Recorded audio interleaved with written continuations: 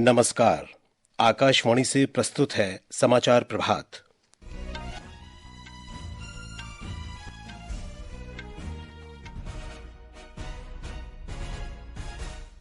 आज संविधान दिवस की 75वीं वर्षगांठ पर राष्ट्रपति द्रौपदी मुर्मू संसद के दोनों सदनों की संयुक्त बैठक को संबोधित करेंगे। प्रधानमंत्री नरेंद्र मोदी आज शाम सर्वोच्च न्यायालय में संविधान दिवस समारोह में शामिल होंगे। केंद्र सरकार ने आयकर विभाग की पैन परियोजना के दूसरे चरण को मंजूरी दी। ये एक एकीकृत प्लेटफॉर्म होगा। सरकार 1939 करोड़ रुपए के निवेश से अरुणाचल प्रदेश के शी योमी जिले में हियो पनबिजली परियोजना स्थापित करेगी। सर्वोच्च न्यायालय ने वायु गुणवत्ता प्रबंधन आयोग से दिल्ली एनसीआर में शिक्षा संस्थानों में कक्षाओं पर लगे प्रतिबंधों में ढील देने पर विचार करने को कहा और 13 वर्षीय वैभव सूर्यवंशी आईपीएल के लिए अनुबंधित होने वाले सबसे युवा खिलाड़ी बने। समाचार प्रभात के साथ मैं विशाल शर्मा। राष्ट्र आज संविधान अंगीकार किए जाने की 75वीं वर्षगांठ मना रहा है। आज ही के दिन संविधान को अंगीकार किया गया था। सरकार ने इस अवसर पर आज से 1 वर्ष तक चलने वाले समारोह की शुरुआत की है। ये समारोह 26 नवंबर 2025 तक देश भर में आयोजित किए जाएंगे। आज संविधान दिवस के अवसर पर दिल्ली में संविधान सदन के केंद्रीय कक्ष में एक भव्य समारोह का आयोजन किया जाएगा, जहां राष्ट्रपति द्रौपदी मुर्मू संसद के दोनों सदनों को संबोधित करेंगी। इस अवसर पर उपराष्ट्रपति जगदीप धनखड़, प्रधानमंत्री नरेंद्र मोदी, लोकसभा अध्यक्ष ओम बिरला और दिल्ली स्थित दूतावासों के प्रमुख भी उपस्थित होंगे। संविधान दिवस पर एक स्मारक सिक्का और डाक टिकट भी जारी किया जाएगा। इस अवसर पर 2 पुस्तकें भी जारी की जाएंगी। इनके नाम है making of the constitution of India a glimpse और making of the constitution of India and its glorious journey. हमारी संवाददाता ने बताया है कि इस अवसर पर संविधान का संस्कृत और मैथिली संस्करण भी जारी किया जाएगा।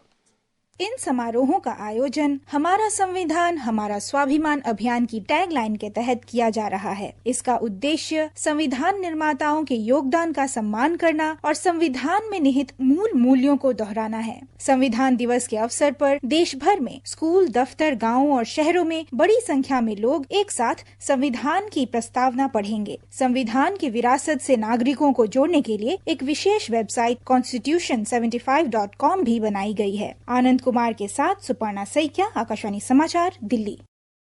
प्रधानमंत्री नरेंद्र मोदी आज सर्वोच्च न्यायालय में संविधान दिवस समारोह में शामिल होंगे। इस अवसर पर वे कार्यक्रम में उपस्थित लोगों को संबोधित भी करेंगे। इस कार्यक्रम का आयोजन सर्वोच्च न्यायालय द्वारा किया जा रहा है। श्री मोदी न्यायपालिका की वार्षिक रिपोर्ट भी जारी करेंगे। इस अवसर पर केंद्रीय विधि मंत्री अर्जुन राम मेघवाल, मुख्य न्यायाधीश न्यायमूर्ति संजीव खन्ना और सर्वोच्च न्यायालय के अन्य न्यायाधीश भी उपस्थित रहेंगे। आर्थिक मामलों की मंत्रिमंडल समिति ने आयकर विभाग की पैन परियोजना के दूसरे चरण को मंजूरी दे दी है। इस परियोजना पर 1435 करोड़ रुपए का खर्च आएगा। सूचना और प्रसारण मंत्री अश्विनी वैष्णव ने कहा कि इस चरण में पूरे मौजूदा तंत्र को संवर्धित किया जाएगा और पोर्टल को एकीकृत किया जाएगा। उन्होंने कहा कि पैन के दूसरे चरण में मजबूत साइबर सुरक्षा उपाय किए जाएंगे। श्री वैष्णव ने यह भी स्पष्ट किया कि मौजूदा पैन नंबर बने रहेंगे। एग्जिस्टिंग सिस्टम को पूरी तरह से अपग्रेड किया जाएगा। पूरा उसका जो डिजिटल बैकबोन है पीछे वो कंप्लीट नए तरीके से की जाएगी। कॉमन बिजनेस आइडेंटिफायर का मिशन इसमें प्रयास किया जाएगा। एक यूनिफाइड पोर्टल रहेगा। इसमें बहुत फोकस दिया जाएगा ग्रीवेंस रिड्रेसल सिस्टम पर भी। आर्थिक मामलों की मंत्रिमंडल समिति ने अरुणाचल प्रदेश के शी योमी जिले में हियो पनबिजली परियोजना के लिए 1939 करोड़ रुपए के निवेश को भी मंजूरी दी है।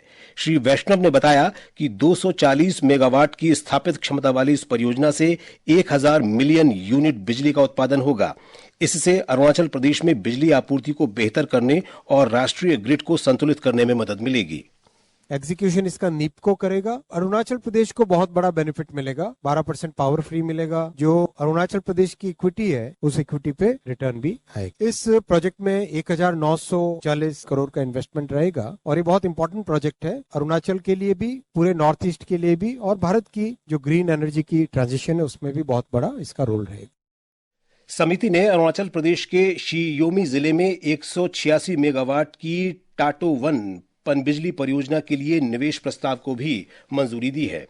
आर्थिक मामलों की मंत्रिमंडल समिति ने रेल मंत्रालय की 3 परियोजनाओं को भी मंजूरी दी है। इन पर लगभग 7,927 करोड़ रुपए की लागत आएगी। इन परियोजनाओं में Manmad Jalgaon rail line, Bhusawal Khandwa rail line और प्रयागराज मानिकपुर रेल लाइन शामिल हैं। रेल मंत्री अश्विनी वैष्णव ने कहा कि मनमाड जलगांव परियोजना से महाराष्ट्र के बंदरगाहों से माल ढुलाई की क्षमता बढ़ेगी। 160 किलोमीटर का ये रूट है। 2,773 करोड़ रुपए का इसमें इन्वेस्टमेंट आएगा। मुंबई कोलकाता और मुंबई से वाराणसी, ये दोनों के दोनों रूट इस प्रोजेक्ट से डिकंजेस्ट हो जाएंगे और यहाँ कैपेसिटी बढ़ेगी, नई गाड़ियां चलाई जा सकती है, कंटेनर्स जल्दी तेजी से मूव होंगे। केंद्रीय मंत्रिमंडल ने अपनी प्रमुख पहल अटल इनोवेशन मिशन AIM को 31 मार्च 2028 तक जारी रखने की मंजूरी दे दी है। इसके लिए 2,750 करोड़ रुपए का बजट आवंटित किया गया है। मिशन का दूसरा चरण देश में नवाचार और उद्यमिता के वातावरण को विस्तार, मजबूती और गहराई प्रदान करेगा। सूचना और प्रसारण मंत्री अश्विनी वैष्णव ने कहा कि जम्मू कश्मीर, उत्तर पूर्व आकांक्षी जिलों और प्रखंडों में 2,500 नई प्रयोगशालाएं खोली जाएंगी। ये समाचार हमारी वेबसाइट www.newsonair.gov.in और हमारे news on AIR mobile app पर भी उपलब्ध हैं। ग्रामीण विकास मंत्री शिवराज सिंह चौहान ने नई चेतना के तीसरे चरण में कल 13 राज्यों में 227 जेंडर रिसोर्स सेंटर्स का उद्घाटन किया। उन्होंने कहा कि सरकार महिलाओं के सामाजिक, आर्थिक, राजनीतिक और शैक्षिक सशक्तिकरण के लिए काम कर रही है। श्री चौहान ने लोगों से देश में महिलाओं पर हो रही हिंसा को दूर करने के लिए आवाज उठाने की अपील की। हर गांव में चेतना जागृत करने का प्रयत्न होगा सेल्फ हेल्प ग्रुप के माध्यम से कि बहन और बेटी के खिलाफ हिंसा ना हो और अगर कहीं होती है तो चुप ना रहें, आवाज उठाएं और जो जिम्मेदार जवाबदार है उसको सजा दिलवाएं। हिंसा मुक्त वातावरण में हमारी बहन और बेटियां जिएं। इस अवसर पर महिला और बाल विकास मंत्री अन्नपूर्णा देवी ने कहा कि इस मिशन का उद्देश्य हर किसी के भीतर से हिंसा के भय को समाप्त करना है।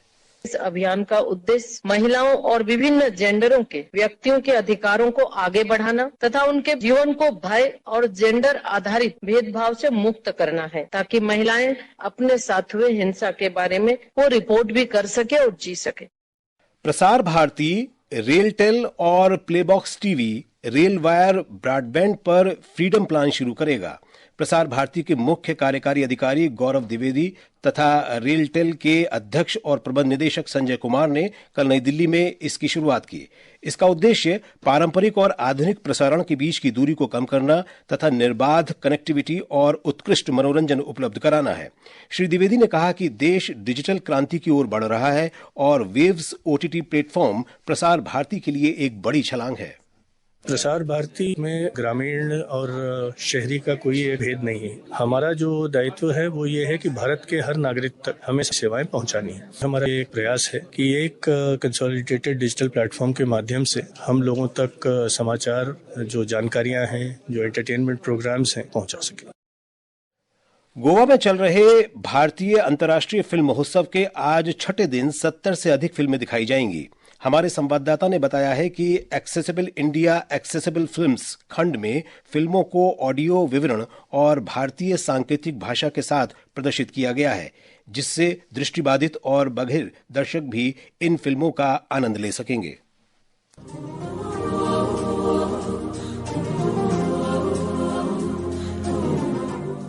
माइग्रेशन, ब्रह्मास्त्र पार्ट 1 और the secret life of pets 2 जैसी फिल्मों की स्क्रीनिंग शहर के विभिन्न समुद्र तटों पर की जाएगी। आज मास्टर क्लास में क्रिस किर्शबॉम, स्टीफन वूले और सेंथिल कुमार के सत्र आयोजित किए जाएंगे। आज शाम शताब्दी सत्र में आसमान से आया फरिश्ता, Mohammed Rafi, the king of melody का आयोजन किया जाएगा। सांस्कृतिक उत्सव इफिएस्टा में देश विदेश के सिने प्रेमियों का जमावड़ा रहेगा। ओमवेश उपाध्याय के साथ दुर्गेश भदौरिया, आकाशवाणी समाचार, गोवा।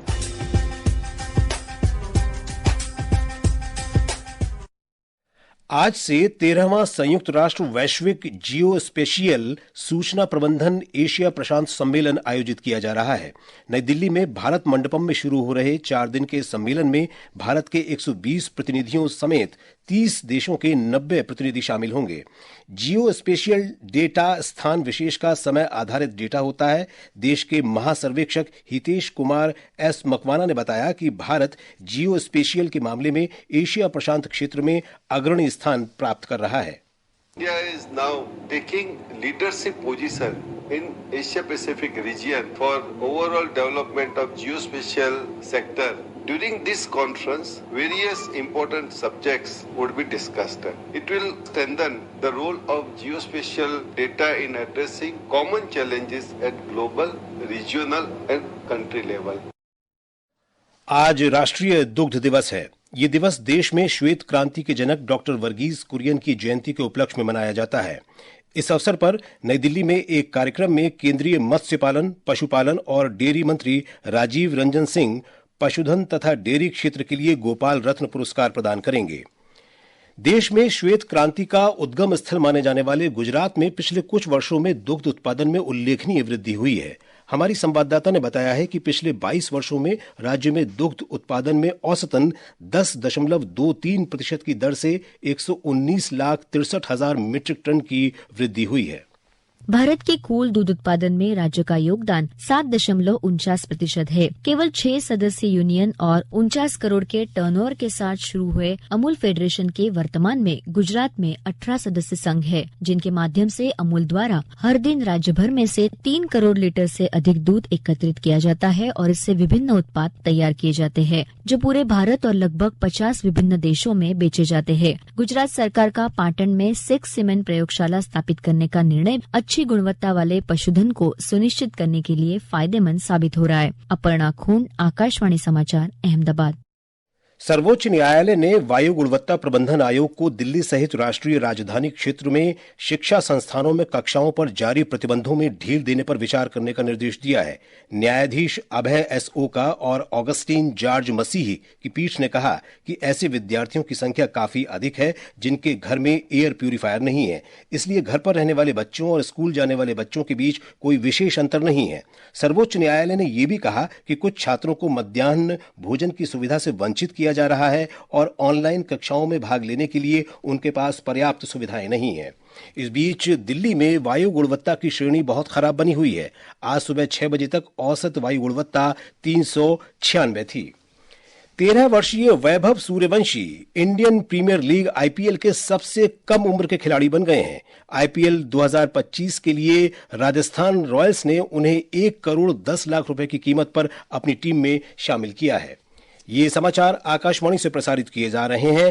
ताजा समाचार जानने के लिए आप हमारे social media handle X @AIR News Hindi को फॉलो कर सकते हैं। और अब आज के समाचार पत्रों की सुर्खियों के साथ हैं नवीन सक्सेना। धन्यवाद विशाल। संसद के शीतकालीन सत्र की हंगामेदार शुरुआत आज के सभी समाचार पत्रों के मुख पृष्ठ पर है। राष्ट्रीय सहारा की सुर्खी है, अदानी के मुद्दे पर हंगामे की भेंट चढ़ा सत्र का पहला दिन। वहीं वीर अर्जुन में सत्र से पहले प्रधानमंत्री नरेंद्र मोदी के बयान को दिया है, जनता से खारिज लोग हुड़दंगबाजी से संसद को नियंत्रित करने का प्रयास कर रहे हैं।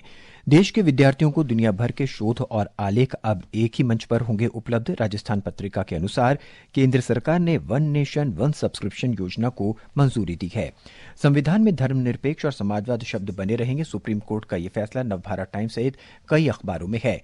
बॉर्डर गावस्कर ट्रॉफी के पहले टेस्ट मैच में भारत की शानदार जीत को दैनिक भास्कर ने सचित्र देते हुए लिखा है, भारत की ऑस्ट्रेलिया में सबसे बड़ी जीत, पर्थ का किला भेद कर 295 रन के रिकॉर्ड अंतर से जीता पहला टेस्ट। धन्यवाद नवीन। और अब अंत में मुख्य समाचार एक बार फिर। आज संविधान दिवस की 75वीं वर्षगांठ पर राष्ट्रपति द्रौपदी मुर्मू संसद के दोनों सदनों की संयुक्त बैठक को संबोधित करेंगी। प्रधानमंत्री नरेंद्र मोदी आज शाम सर्वोच्च न्यायालय में संविधान दिवस समारोह में शामिल होंगे। केंद्र सरकार ने आयकर विभाग की पैन परियोजना के दूसरे चरण को मंजूरी दी। सरकार 1939 करोड़ रुपए के निवेश से अरुणाचल प्रदेश के शी योमी जिले में हियो पनबिजली परियोजना स्थापित करेगी। सर्वोच्च न्यायालय ने वायु गुणवत्ता प्रबंधन आयोग से दिल्ली एनसीआर में शिक्षा संस्थानों में कक्षाओं पर लगे प्रतिबंधों में ढील देने पर विचार करने को कहा। इसके साथ ही समाचार प्रभात का ये अंक समाप्त हुआ। नमस्कार।